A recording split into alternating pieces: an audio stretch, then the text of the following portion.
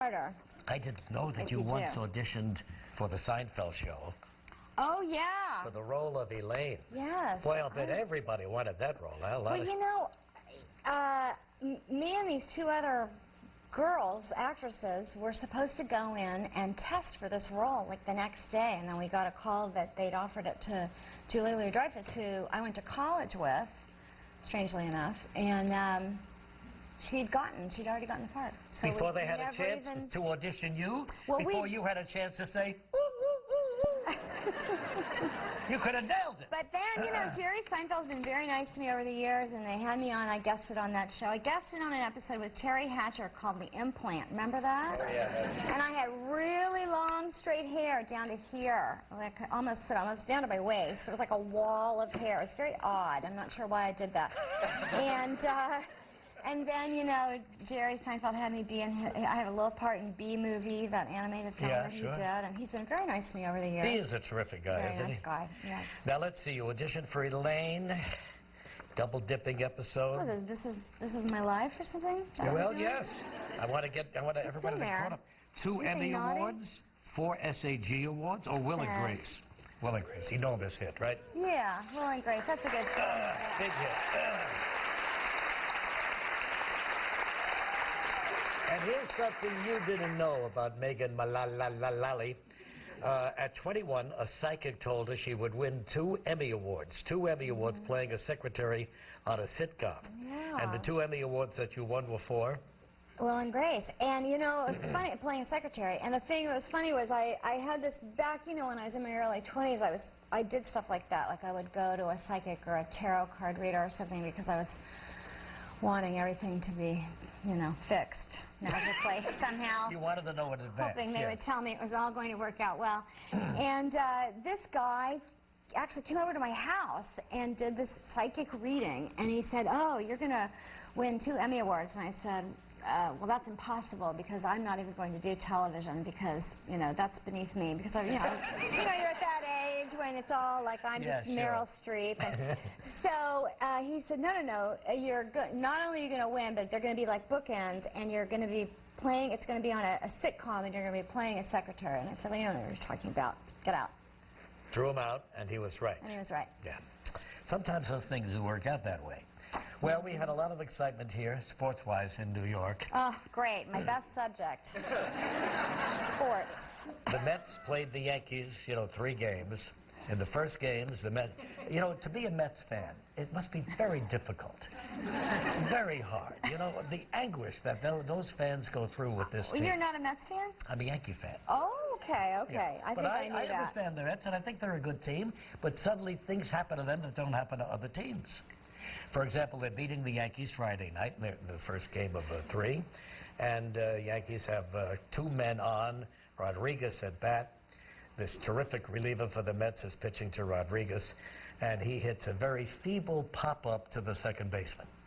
The second baseman begins to dance under the ball, and then he reaches up with one hand, and the ball pops out of his glove. Oh, no. Both men on. Even I know that's bad. The Yankees are losing by a run.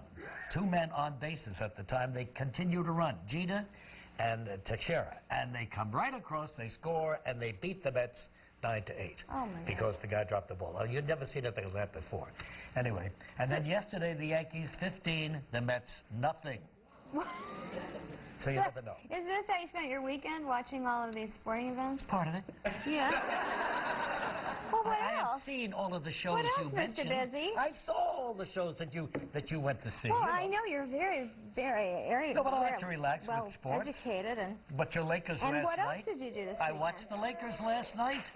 Did you watch your Lakers? I don't even know what the Lakers are. People on a lake rowing. I don't know. Kobe Bryant, one of the great basketball players of all time. I was giving Kobe this. I know him. He knows me. We exchanged. What do you call these? You did not. Did you jump up and like bump your chest together? That's exactly what I did. You did. Gilman, tell her. Were you standing on a stepladder when you did it? No. I was there in the stands and he was out on the court. And so I met with him before the game, and he said, you know, the first three-pointer that I make, I'm going to give you a little chest salute. I said, good. And sure enough, he sunk it, turned to me, looked at me in the stands, and went, and I stood up proudly and went,